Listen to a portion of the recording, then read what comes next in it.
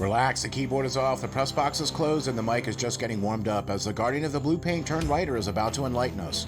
The show where the writer is fresh off the presses and the ink is not dry. For this week's show, with training camp set to commence, where do the Flyers youth fit in? Welcome to the Hockey Writers Inc. Join Lance and Steel as we bring you all the latest on the Flyers.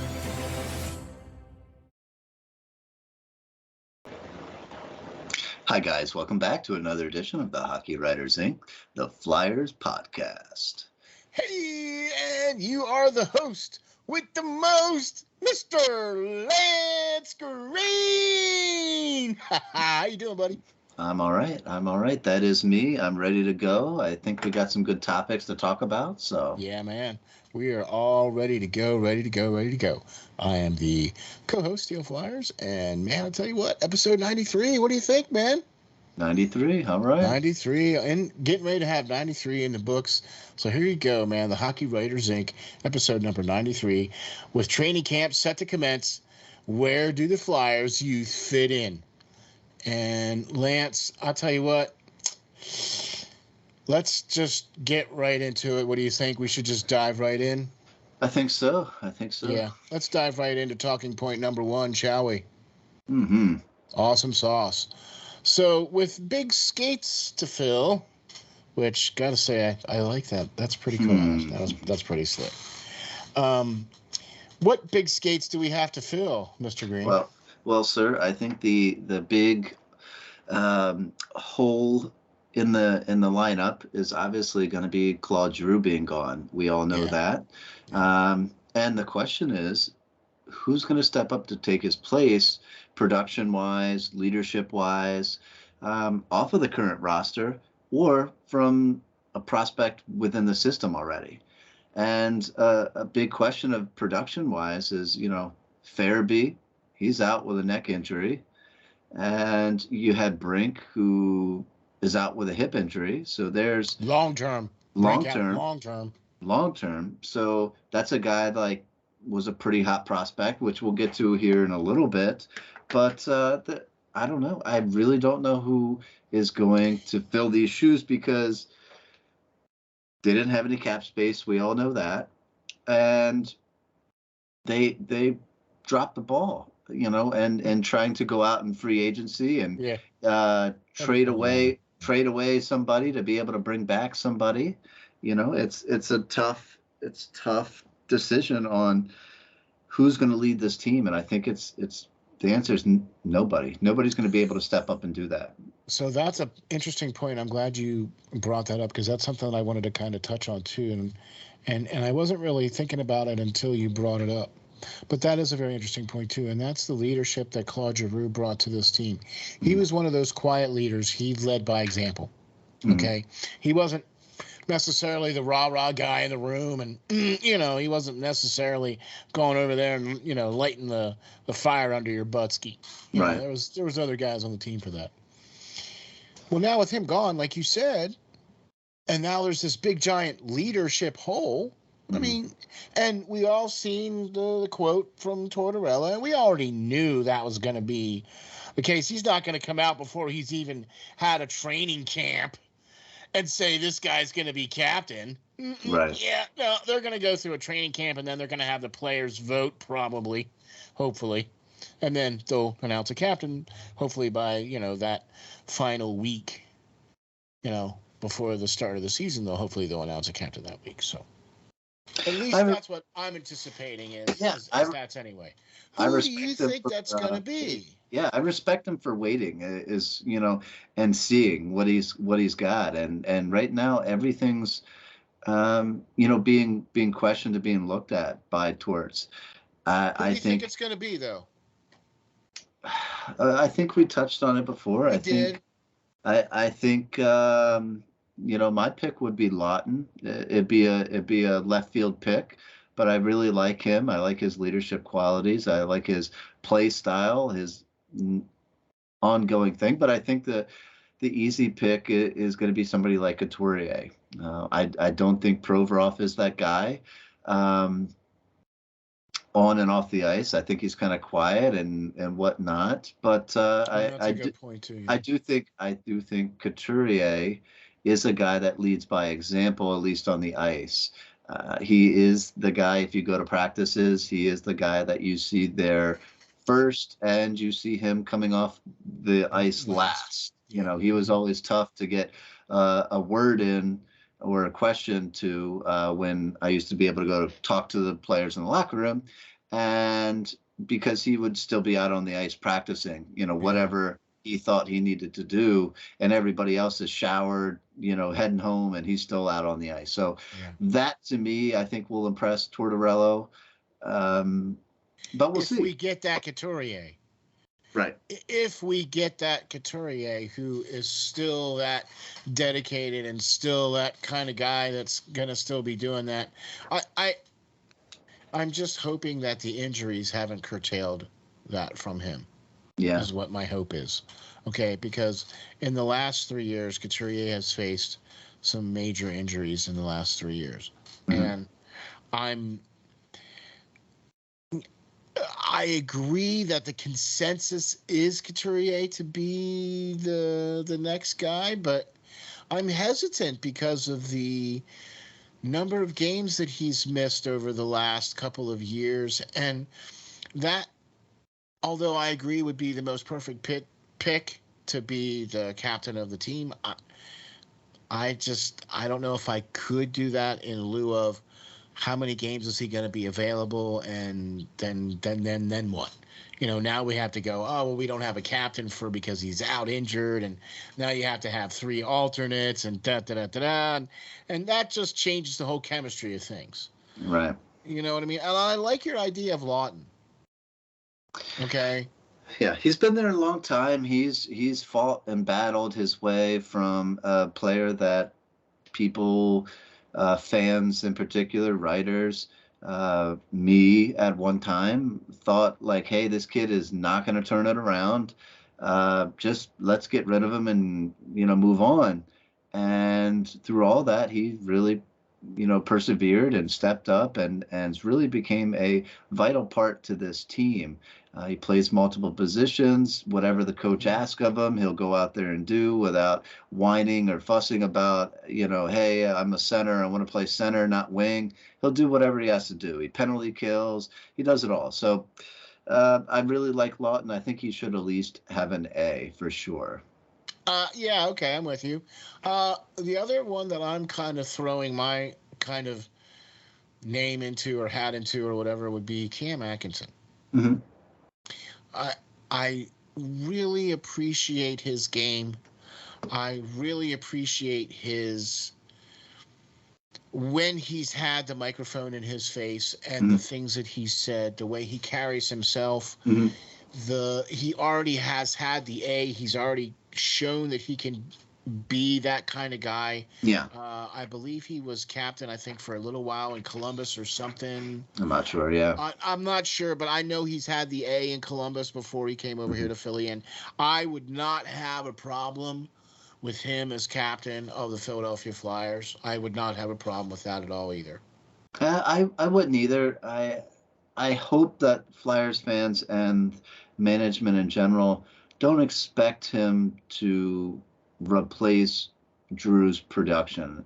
Cam is a great player. I really liked the pickup. That's another great point too. But he's not. Drew had 900 points when he was with the Flyers. He played over 1,000 games with the Flyers. Atkinson's not a 900-point player. He's a good player. He's going to produce. He's going to be out there and trying his best every single night, and for that I respect him. But he's not hang off the building face of the franchise, and the Flyers don't have that guy right now. See, now that's the other thing too. I don't necessarily think that the captain needs to be that guy that's hanging from the. It doesn't. No. Okay, all right. So it's okay if he is the captain and he's not the guy hanging from the side. All right, okay, we're cool with that then. All right, yeah. Okay. I mean, Keith Prunmill was a great captain, but he wasn't the guy hanging from the side of the building. Mike Richards was a great captain, but he was overshadowed for sure by Jeff Carter's Yeah. offensive production. So Yeah, all day long, and Danny Briere and yeah, everybody else too. So yeah, I'm with you. All right, okay. So I think we've covered that. We've spoken on this topic numerous occasions, but it is something that I think is going to need to be addressed, especially with this upcoming season, especially with training camp getting ready to start, especially with a new coach, who's come out and said he's going to let the room kind of dictate who's going to be the captain, which as the new coach coming in, that's the only answer really that you yeah. could do. You say or whatever. So, all right, okay. So let's get into talking point number 2. And, okay, so this is the the immediate future is looking bleak, isn't it? I think so, and that's And immediate future, we mean this season, yes, and yeah, just at the very least, at the very least, this season. yeah. And why give me some reasons why you're feeling that way, Lance. I mean, I know we've got like 5 major points here. So what's number 1 point as to why you believe that the future is looking a little bleak here for Philadelphia? Yeah, well, I like I said, the top of injuries and losing Giroux already, the Flyers are looking worse off than they did at the start of last season, and there's a lot that plays into that, but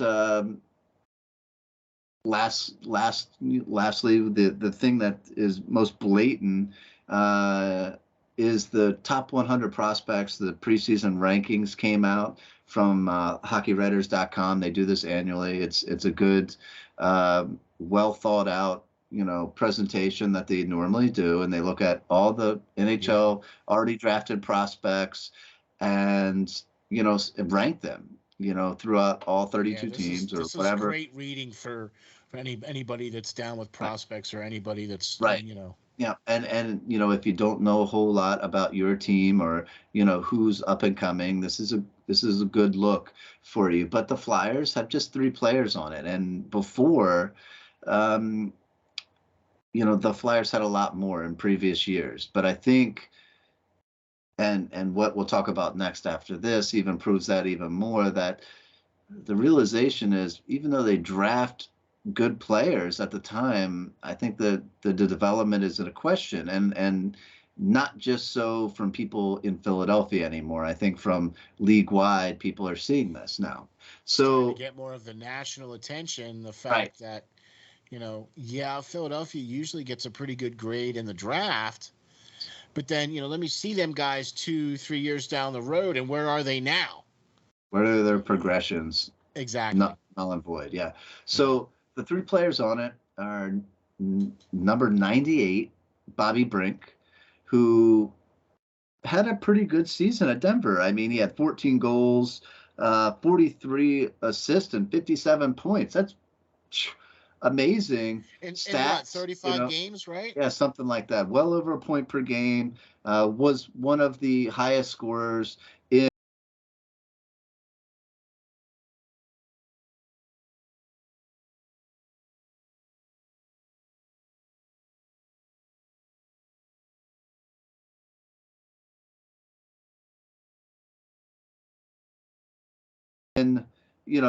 NCAA this past season. So great, but there we go again. Injury bug has hit him. He's had to have hip surgery. He's going to be out for some time. He's not going to be a factor really 5 this months. season. Even if he comes back this season, he's probably going to go back to Lehigh and try to rebuild himself and everything like that, and get his skates back underneath him, because he's going to be off the ice for a long time.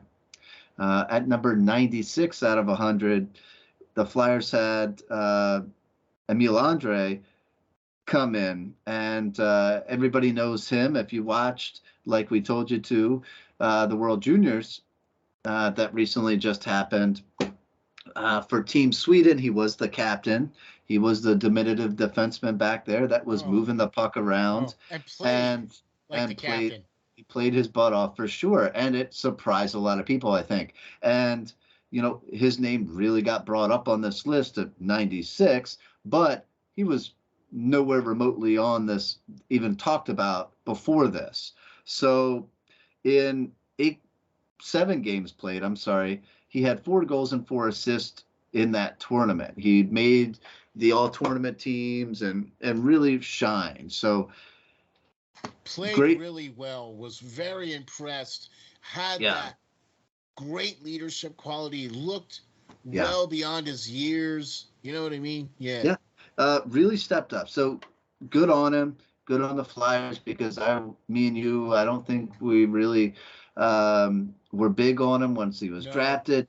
But No. his size is still going to be the question.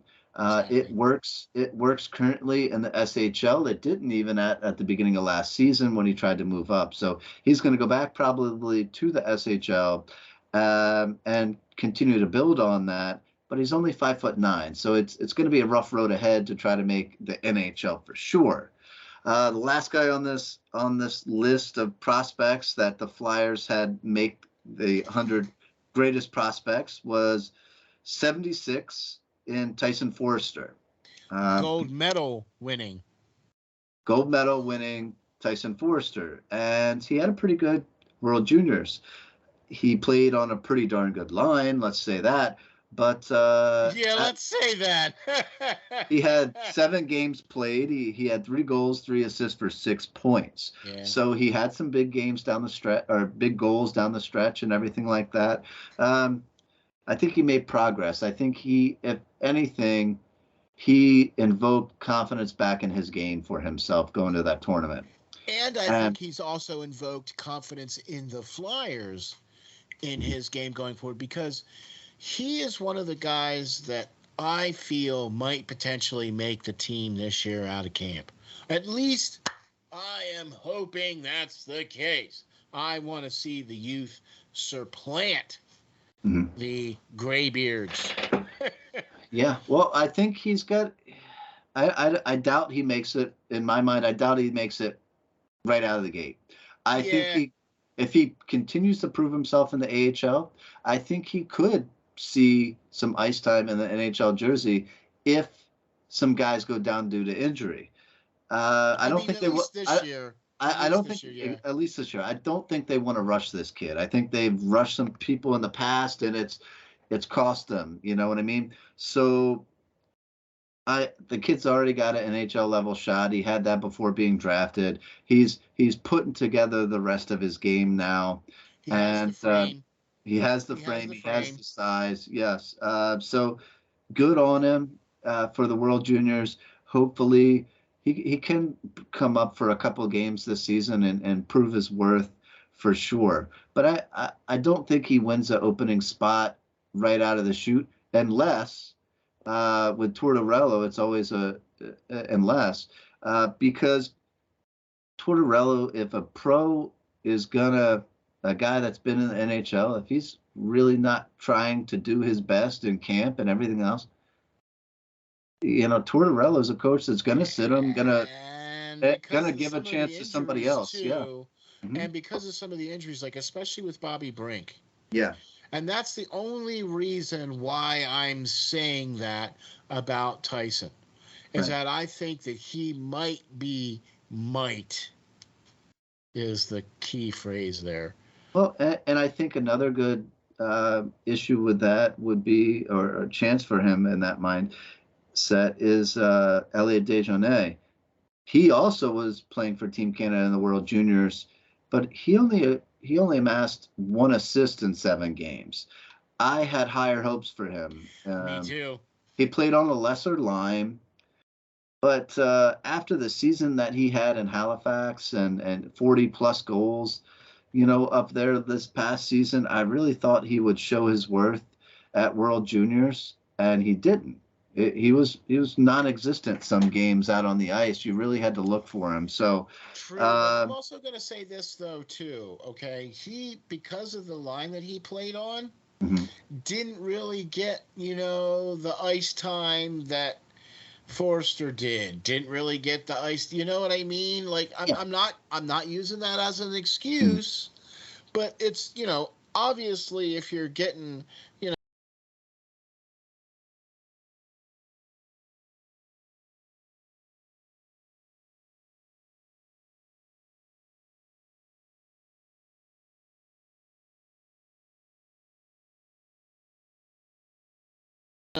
10 minutes a game as compared to 20 minutes a Mhm. game or 18 minutes a game. That's a whole sight different. Do you know what I Yeah, mean? I get that. In the same token, though, I think if he was the person that he thinks he is, and the Flyers hope that he is, he would have made a presence in that time span that he had, and regardless, even if it had to be by himself playing on that lesser line, he should have made a play here or there that really sparked, or caught the announcer's attention to really bring light to it. And I don't think he did that for me, No, he didn't. because I really like him as a prospect. Yeah, me too. And I thought he had a great camp last year. He hung around right to the bitter end there, and I hope he does the same this year. But we'll have to see. We'll have to see. But also, this site also brought us a ranking of the best farm systems in the entire NHL, and the Flyers, they So rank. another reason number two as to why the future's looking a little bleak here. It is. It is. The Flyers were only ranked 22nd in farm system, and that, Ouch. like I said, is a harsh reality because, you know, the Flyers drafted pretty darn well in my mind in this past draft, getting Cutter, getting Bump, getting Kaplan. Kaplan. So some Yeah. of these Yeah. guys with the draft picks that they had, and they're still only ranked 22nd best because they have so many guys like Frost, and Ratcliffe and all these guys that were great prospects coming out of draft eligible year and have yet to develop. And that's a problem. It's a problem. And that's what's really hurting their ranking in this sense. Well, And everything moving forward. So, beyond hurting their rankings is exactly with what you're talking about. There were, I mean, let's face it, Frost was one of the up and coming quote unquote best prospects mm, coming out, you know what I mean? And quite a few of the other players that we had, Radcliffe's and and Sandheims and all these guys were all like these, some of the best prospects, like they were on this list, yeah, for sure. in years past. And it just goes to show the lack of development within the Flyers organization. Hmm. Because, and I keep going back to this over and over again, but the whole situation with Couturier, how he was one of these elite players in juniors, over 90 points, and he comes and they make him a defensive forward. Okay, he wins the Selkie, but I mean, here's somebody who scored 90 points, and you take that ability away from him to score that kind of goals by putting him in all these defensive situations. Well, that means to show you that you don't have no idea what you're doing when you get these elite prospects in, and then you're like, well, let's see, we got a right-hand shot defenseman who plays right wing, so let's make him a center on the fourth line. Yeah, it doesn't make much sense for sure. And I think with Tortorella there, hopefully that kind of changes.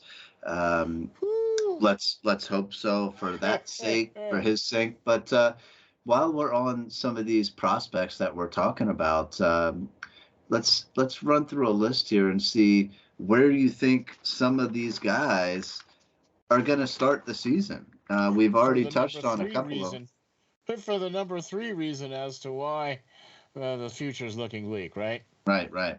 All right. So you look at the Flyers depth chart, and it looks promising, but in all actuality, I don't see too many NHLers next year. Out of the gate here. Cutter Gauthier is still unsigned, to my knowledge, and he's set to go to Boston College. That's a top 5 pick. You would think that a team being this bad with drafting a player this good and this high up, that they would have him on an NHL roster You this know, this season.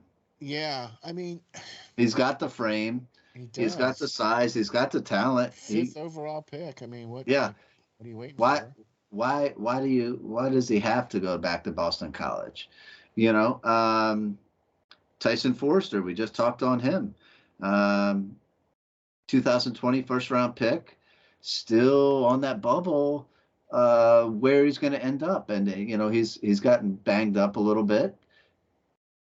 I don't know. I don't know where he starts. We said we hope he's in the NHL because of that shot and everything like that. But I don't know. I think he'll start in the AHL in my mind. So, But that's okay well, though. I'm okay if they do that, because at least I know that they're one step away, and at least I know they're part of the quote unquote system. Although I believe that Ian LaPerriere is going to return as the head coach of the Phantoms. Yeah. Well, I think a guy that. Okay. I like the fact that these guys, that if they're not going to be on the big club, they're going to play for the Phantoms. But see, this is part of that whole where the culture needs to change in Philadelphia, because if you continually have the same people in the same positions and you're not able to develop players, and you continue to have those same people in those same positions that are in charge of development, then you're never going to get players that are going to develop. There's gonna be all these great elite prospects are gonna come to you and be like, all right, yeah, play over here, or sweep up over here, or pick up these bag of sticks over here, or what are these guys doing? I don't get it. I don't know. You got Wisdom. Like, we'll just run through the list real quick. Wisdom. I think he's going to be a Phantom. I think he's a Phantom. I like him. You don't I think he's going to be a Phantom? The club? No. You got so many graybeards, like you said. Man, I want to see. Yeah, trust me, I'm in that group, but I want to see him. You got so many guys. I want to see him make the team. I think he's a workhorse. I think he'll impress at the Phantoms level, and hopefully gets a game or two. Then you got Jan Randall Avon. He's going back to the OHL, I believe. Yeah. Dejournay, we already talked about him. Wade Allison. Wade Allison's a guy who wants to make the team out. He's re-signed. He's been impressive previous season when he's healthy with the Flyers. He's a Flyer through and through, but he can't stay healthy. Bobby Brink is out. Tumala, who the Flyers drafted 2021 second rounder, he's been working closely with Sami Kapanen, who the Flyers brought in to help some prospects, and I think he's supposed to go back to the Liga, from what I hear. At least for this year, I think. For this year, and that's upsetting, because he was thought last season to immediately start over in the Phantoms and work with them, but he was quickly booted out of there. You got Zumala, who I think is deserving of a shot, because he's a restricted free agent at the end of this year. He's a big body defenseman, a good puck mover, and he's just buried on the depth chart. And I would much rather see. That's exactly why I wanted to have the show generated around the youth, because I would really much rather see Zumala out there than Connington or pick one. I don't care. I got a surprise for you at the end of the show here. We'll talk about it a little bit later. I got a surprise where I think you might like the idea I got. So, yeah, Ronnie Attard, big body right-hand shot defenseman. He came up, played 15 games with the Flyers last season. 4 points, was a -2. He showed some promise, but he made some mistakes. But that was perfect scenario. The Flyers knew they were out. They wanted to see what this kid could do. Now he's going to have a whole camp to really get into the groove there. I can't wait to see. What you do? You brought back Justin Braun to block his progression. This is a key thing. If you were gonna tank, and knew you were gonna stink when you didn't go out and weren't able to sign anybody, then why would you bring back a 35-year-old defenseman to block the progression of some young, talented defenders who need the ice time to develop. You're going to lose anyway. You might as well lose and get some of these kids experience. So, Good gravy. That's a lot of it. That's a whole lot of players and a whole lot of question marks in my mind. And that represents, Lance, the most recent crop of draft picks for the Flyers, that where if you look at other teams, right, other teams 2019, 2020, even some of their 2021 draft picks are making their teams, or getting to the AHL, or being seriously considered, or you know what I mean. And it's like we got these group of guys here, Lance, and I don't know, man. I don't know. It's a question for sure. I mean, and hopefully some of these new crop of guys will get a chance. Like Gauthier, Kaplan, and Bump. All those guys are scheduled to go to the NCAA. But what if they have a good camp? What if are they even going to come to camp and stay long enough to see if they'll make the team, or are they going to send them right back to? Will they get an invite? Are they eligible for an invite to camp? Right. I mean, you don't have them sign. You don't have Gauthier sign, or you don't. So I would think, you would have to have them signed, and if not, I think the NCAA teams that they're playing for or committed to are going to say, "Hey, give me my guy. Like he's not. Let's go. You don't have him signed. Let me get him in my camp." So that's a big question mark, because it's not even getting guys like Cutter, who was drafted 5th overall, even a shot at this point to really make the team. So that's going to be a big question mark in my mind too. Another big question mark is, of course, the backup goaltending this upcoming season. Is it going to be enough with Felix Sandstrom and Troy Grosnick fighting for backing up, Carter Hart, who has had some real issues the past couple of years, and I don't think it is. And I'm afraid, to be honest with you. I'm afraid, man. As to some of our questions and concerns here, I think one of our biggest questions and one of our biggest concerns is just that. Well, let's face it. You seriously telling me that you're going into the season with Carter Hart and Felix Sandstrom and/or / Troy Grosnick as your goalie tandem? Yeah. Now, I don't know about you, but I mean, Buffalo's tandem is better than that. Yeah. Well, Buffalo's also got 2 of the best goaltending prospects in their system too. And Devin Levi and Eric Porcasillo or whatever for Michigan. So those guys are elite NHL goaltenders soon to come. So it's a big difference with the people they got coming down the pike. But let's look at Sandstrom. Sandstrom's 25 years old. He was a 3rd-round pick in 2015. He's played 5 NHL games where he has 0 wins. All right. Wow. Troy is 33 years old. He's a career AHLer. He's got 4 NHL games to his credit and only 2 wins in 10 plus years. So that's really who you want to back up a kid who's had a rocky last couple years.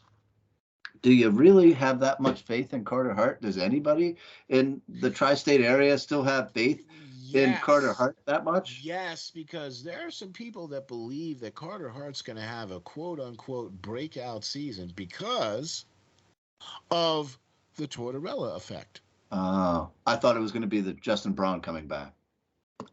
Or the Connington. or the Connington. Yeah, Yeah.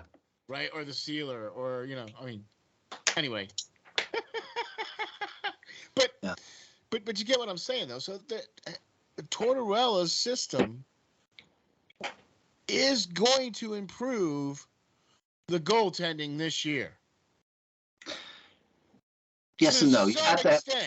you have to have the defense to be able to improve that to play the Okay. system, though, and they don't.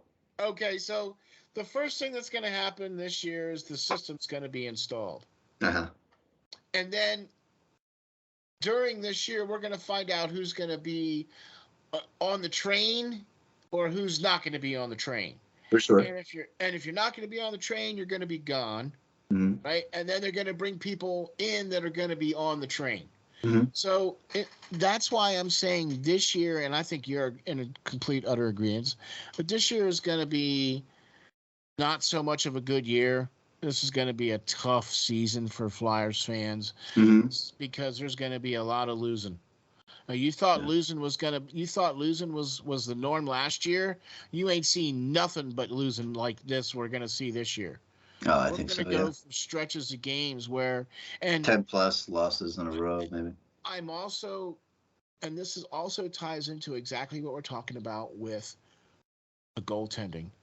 God forbid if Carter Hart gets injured.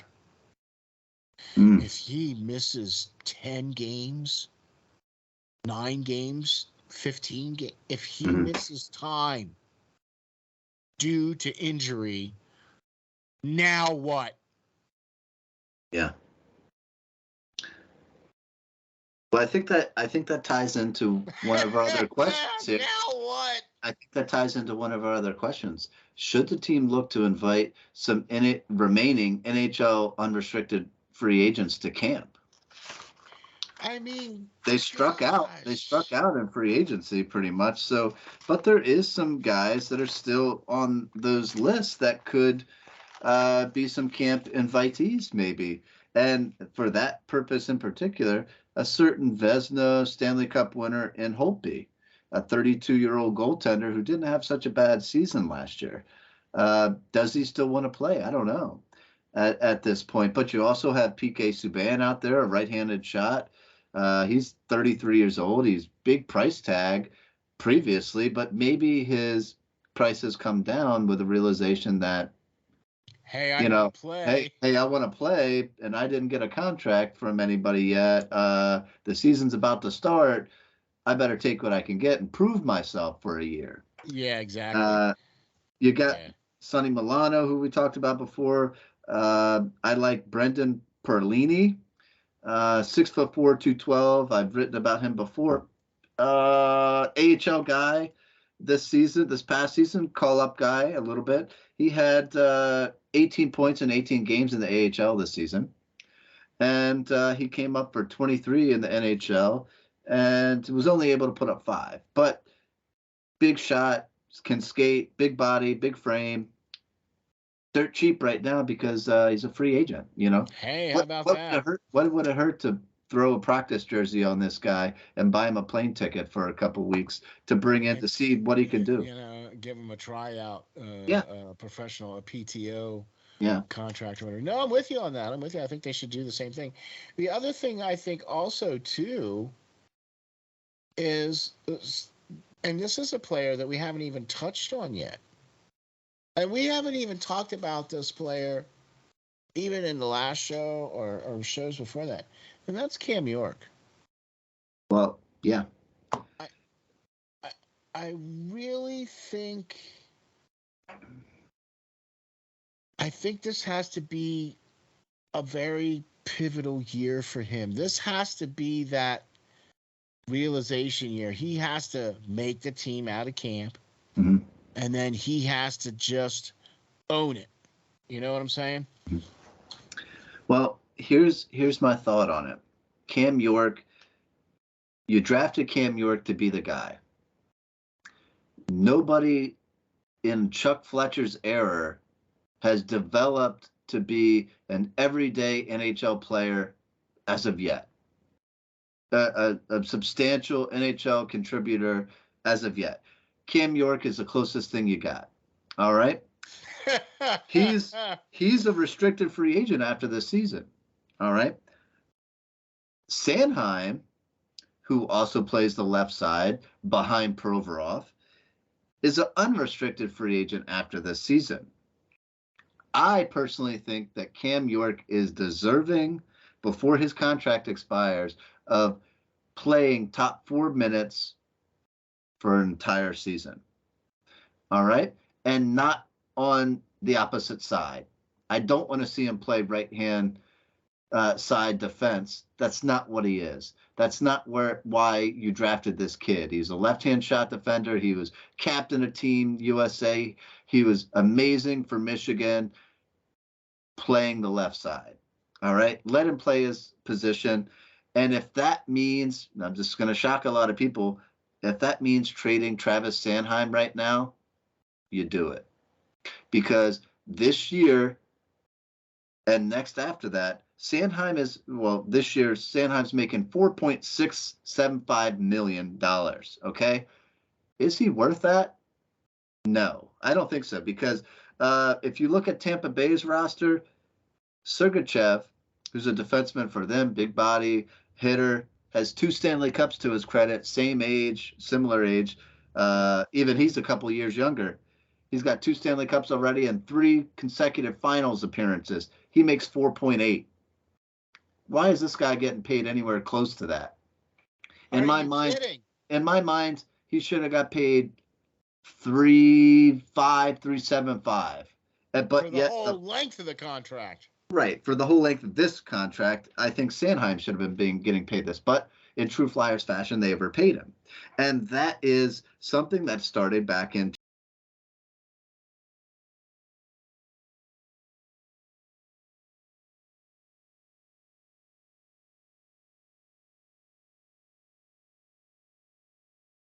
2019 when Chuck Fletcher took over.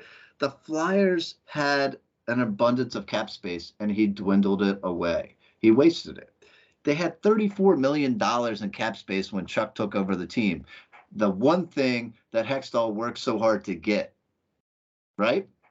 Because Hextall had zero. Hextall had nothing. He was in the negative when he showed up. He had to make some horrible trades to get people to eat salary and everything like that, but he did it. Yeah. He got the Flyers salary cap to go out and rebuild themselves, but they didn't allow him to finish his tour of duty before he could see that done, some of it to his own fault. But Chuck Fletcher went out and re-signed Provorov. He re-signed Konechny. He brought in and overpaid Hayes, and he re-signed Sanheim to this bigger inflated deal. And what has he really proved? I think he was better this season, playing alongside a more physical presence, but I don't think that he's deserving of staying here. I think there's some people that would love to have him. All right. But I think the Flyers need to trade him. And before the start of the season, I would really love to see him trade him. And there's a couple of teams that could take him on willingly and do just that and be better teams for it. Anaheim's one of them. Anaheim has $16.5 million in cap space right now. They have a wealth of youth that they can't even keep all their prospects because they have so many other ones that are more deserving of a spot in their system coming up the pike. All right. Right now, I think that would be the top space. Detroit also needs defense. They have a good young defender in Edvinson coming up. Supposed to be a great young defender, but do you really want to put all that on him? I don't know just yet. Ottawa's out there. They have $7 million in cap space. And if you think about it, they need some help on the top 4 defense.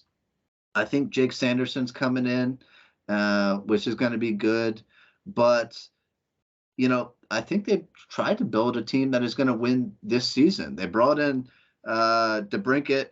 They brought in Giroux. They re-signed Tim Stützle. They brought in Cam Talbot, who I think did a great job in net for Minnesota before, that. And they have some prospects as well in Stephen Holiday, Robbie Javette, Tyler Boucher, Mads Søndergaard, that I would really like in net. He's a huge prospect goaltender that I would really like to get my hands on if I were the Flyers. I don't think the Flyers have the money to re-sign Sanheim anyway next season. I really don't think they have the cap space. they've built that around there. Even with Van Riemsdyk coming off, you got to still remember, even his $7 million, what are they going to have out of that really to spend? Because they still got a long-term IR Ryan Ellis, who's 6.5. So there's not going to be all the cap space that they think they're going to have with that. The easier option is going to be to re-sign Cam York to a lesser contract after the following season. So in my mind, I think the Flyers would be best to revamp the team starting now. Get rid of a defenseman in Sanheim and trade him for some prospects to a team that can sit there and give them future, right? To a team that wants to win now. And if you look at the Ducks, if Sanheim entered that mix, they got Cam Fowler, they would have Draisaitl, they would have Sanheim, Klingberg. They just traded for Dmitry Kulikov, and they would have Shannon Kirk, who's getting older, and all that. That's a heck of a defense, and they have a good young defenseman who's only 23 that they traded for from Boston that is up and coming, but I don't think that he's really deserving of top 4 minutes just yet. He kind of choked once he got to the NHL a little bit and only had 6 points. So if the Ducks traded for him, they would be a crazy good team out of the West next season. And the Flyers could look to get back a prospect goalie who could possibly be a backup goalie in the NHL next season. And Lucas Dassel, who's 22 years old, he was a 3rd-round pick for them. He played a couple games in the NHL this season. He had some good numbers the past 2 seasons in the AHL, playing over 40 games every season for them. You could look to get back a first-round talent in Jacob Perlette, a guy I like, Sean Tuzgrel, for the Calgary Hitmen, played well, fifth-round pick for them. You know, Sam Colangelo's there, Nathan Gosher, Ben King, Drew Hellison, Noah Warren, Tristan Luna, Sasha Pestrovo. There's immense talent there that isn't even top-end talent that the Ducks are even going to be willing to bring in at the start of next season. So if they could add a top 4 defender like Sanheim, and because you got to think their goaltender is pretty good and underrated in my mind, but he's getting long in the tooth.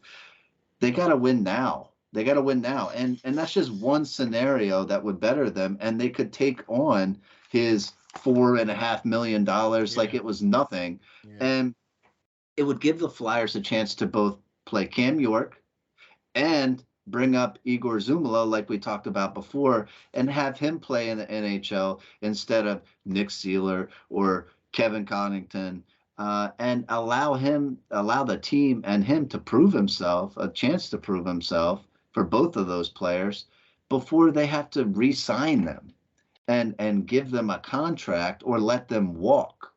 This is a perfect rebuilding season. And so what if they lose games this year? They're developing talent for a year or 2 from now when the Cutter Gauthiers and the Alex Bumps and the Kaplans are going to be here. All right. And you know, the Jay O'Brien's, he's passed 2 seasons in the NCAA. Why haven't the Flyers signed him? You know, he's a first-round talent. The Flyers got a lot of talent up and coming, but if they stink next year, so what? In reality, we're playing for the year after that or 2 years after that. You know, and if the Flyers stink this year, there's some great talent that I'm working on an article right now about that even they could get if they lost out on a number 1, number 2 overall pick. There's still top 10 picks that are going to be all day long talent this next draft. In the next 2 drafts, to be honest with you. And, yes. You know, I like the idea because, look, I'm part of that school of thought that Sanheim should have never been brought back to begin with. he should have been out of the system a year or two ago. To be honest with you, in my opinion, Yeah. I didn't think he put up enough to warrant him sticking around. Hmm. And when you play a little bit with better talent around you, then yeah, you tend to play a little better. When you get a little bit more ice time, you tend to be a little bit more better. You know what I mean? That's just how it goes with hockey players for the most part. I am not sold on Sanheim. I've never been sold on Sanheim. I don't even know what you could get for Sanheim with that contract and that money. What are you going to be able to get for him, or if you are going to be able to do that Yeah. move? You know Right. what I mean? Right. And I mean, he's going to be an unrestricted free agent. So you're going to have to trade him to a team that is in a win now mode and is going to be willing to take on a legitimate top four defenseman, even though I wouldn't put him as an elite top four defenseman. I do think he's a top four defenseman. And if you paired him with somebody that can play the game, I think he could be an That's the asset only for way somebody he's a else. top four defenseman, Right. is if you put him with somebody who can carry him. Sure. That's And the only I, way. I think he needs that. He needs somebody that's going to be a stay-at-home defenseman that is going to be able to play when he goes up and does his thing offensively. But I mean, for to be honest, I think he was possibly the best Flyers defenseman last season, but is that really saying anything? Because the Flyers were such a No, I poor think Justin team last Braun year. was the best defenseman voted last I year. mean that's their decision, yeah, but that's that's even worse. But no, I think Travis Sanheim made some strides last year, like you said. But is he is he going to be worth paying him even more money Strides next is, year? yeah. See, Because like I don't think he's worth what he's getting paid now.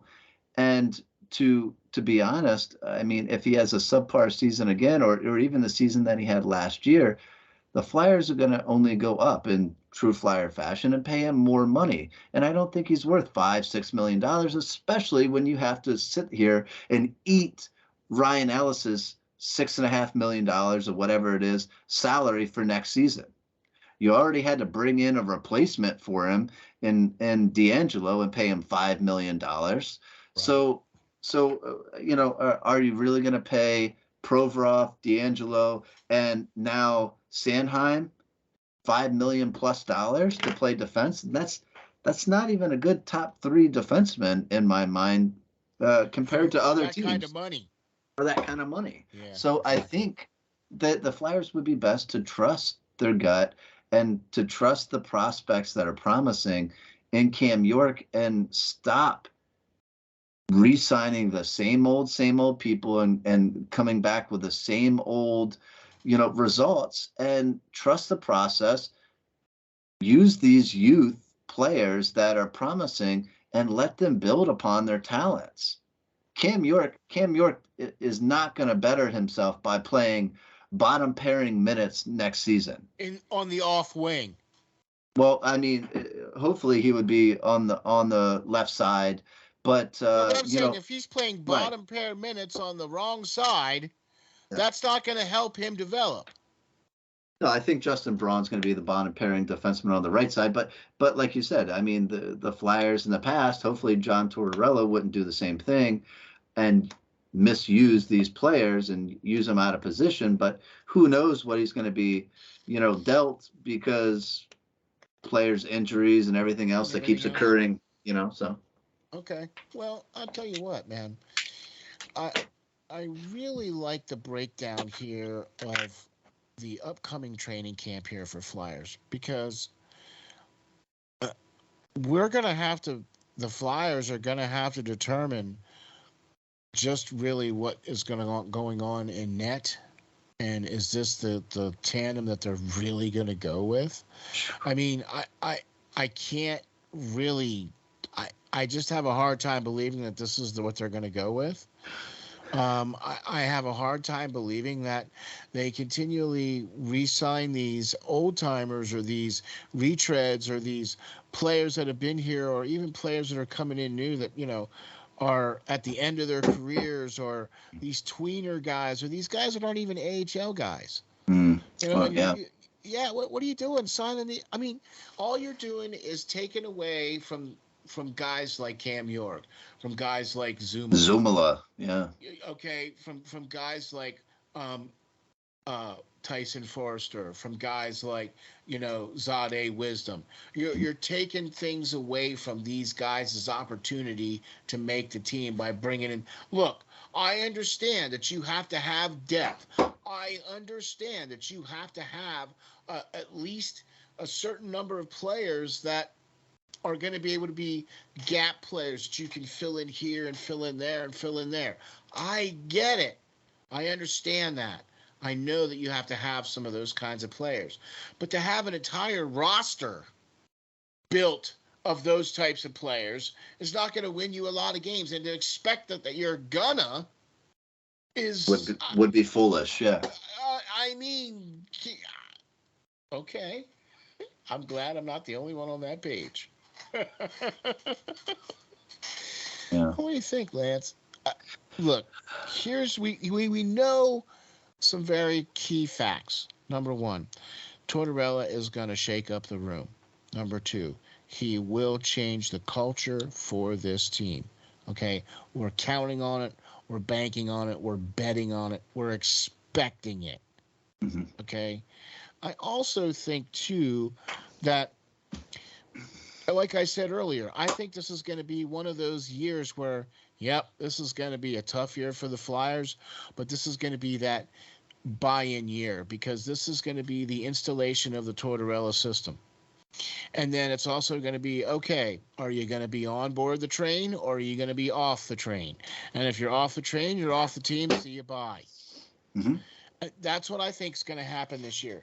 That doesn't necessarily bode playoffs.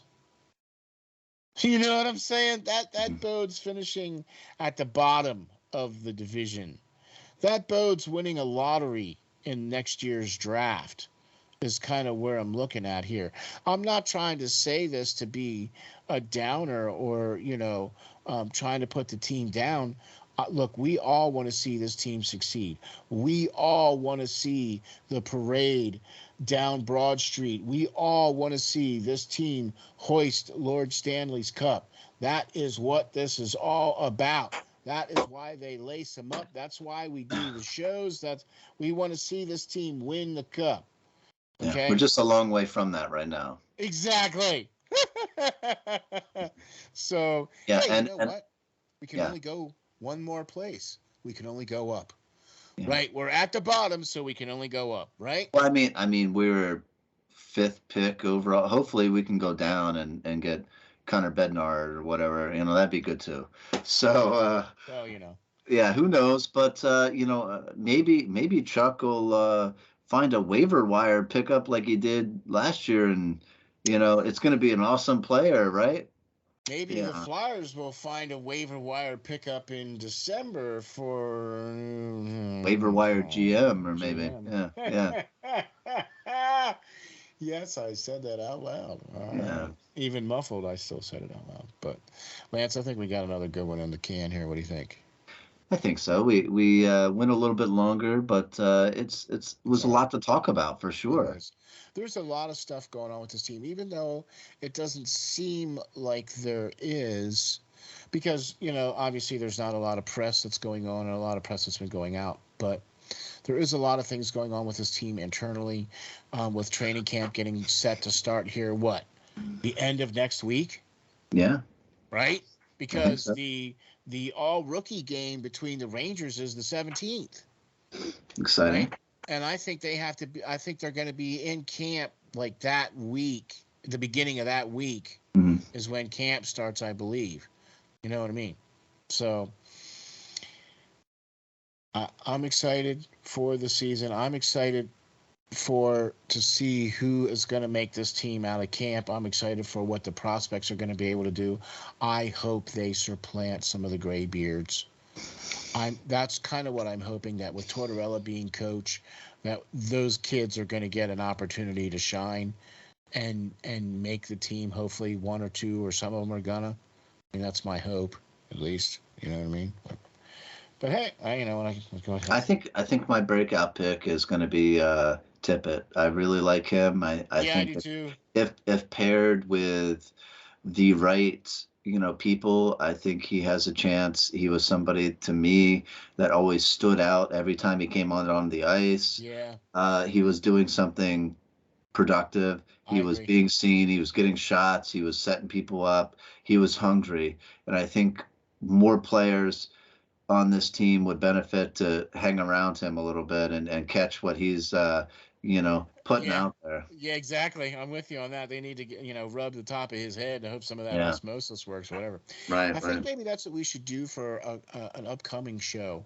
Mm. Is to have like projected lines or Okay. something like that. You know what I mean? Also, coming up um, this month, we are going to be ultra blessed with, wait for it, that's right, John from Off the Wall Hockey is going to be on the 22nd. So when we do our show on the 22nd, so that's 2 Thursdays from now, we'll have John from Off the Wall Hockey on, talking all things hockey with the GOAT. That's right, the greatest of all time, Off the Wall Hockey John. If you guys aren't following him or checking him out and following his stream and catching his stuff on YouTube, man, I tell you what, you're all missing out. Guy is one of the best play-by-play guys out there on YouTube, and he does the entire league. And man, you just got to check him out for sure, for sure. Lance, tell the folks where we can find you and how we can get a hold of you. Sure. I'm always on SteelFlyers.com, and you can get a hold of me on Twitter at Lance Green, the numbers 39. For sure. Also, be looking for the website coming out. We're still doing the development on that, so hang tight on that. That's still coming.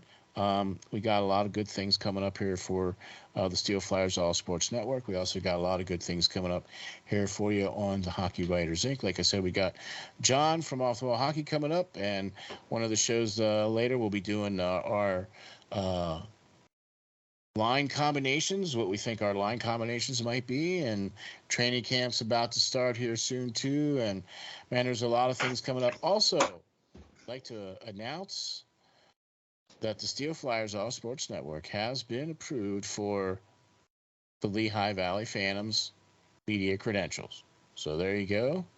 We will be sending representatives to the Phantoms games this year so that you guys will get Phantoms coverage and be able to get the straight line scoop on some of these guys that we were talking about, Mm-hmm. especially in the show today, because they'll probably be in the AHL. So be looking for content coming up for that on the Phantoms, and we'll let you know about some other great updates coming up as well too.